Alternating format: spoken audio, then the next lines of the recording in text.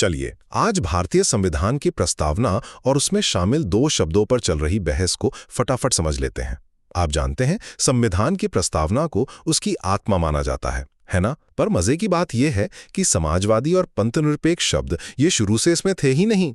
इन्हें 1976 में इमरजेंसी के दौरान जोड़ा गया और बस तभी से इन पर एक लंबी बहस छिड़ गई। तो पहला ये शब्द 1976 में 42वें संशोधन के जरिए प्रस्तावना में डाले गए थे और ये हुआ था राष्ट्रीय आपातकाल के दौरान। आलोचक कहते हैं कि ये बिना किसी खास चर्चा के हुआ और ये डॉक्टर B.R. अम्बेडकर जैसे संविधान निर्माताओं की मूल सोच का हिस्सा नहीं था। उनका मानना था कि ये मूल्य तो संविधान में पहले से ही मौजूद हैं।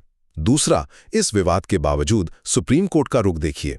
ऐतिहासिक केशवानंद भारती मामले में कोर्ट ने मूल संरचना सिद्धांत पेश किया। अब इसका मतलब यह है कि संविधान की कुछ बुनियादी विशेषताओं को बदला नहीं जा सकता और बाद में कोर्ट ने पंथनिरपेक्षता को इसी मूल संरचना का एक अटूट हिस्सा मान लिया। और आखिर में इन शब्दों का भारत में एक खास मतलब है। यहाँ पंथनिरपेक्षता का मतलब धर्म से दूरी बनाना नहीं, बल्कि राज्य की तरफ से सभी धर्मों का बराबर सम्मान है। और वैसे ही भारतीय समाजवाद का मतलब निजी संपत्ति को खत्म करना नहीं, बल्कि एक ऐसा लोकतांत्रिक समाजवाद है जो असमानता को कम करने पर जोर देता है। तो भले ही इन शब्दों को शामिल करने पर बहस चलती रहे, लेकिन अब ये न्यायिक तौर पर आधुनिक भारत के सामाजिक राजनीतिक ताने बाने को परिभाषित करने वाले मूल सिद्धांत बन चुके हैं।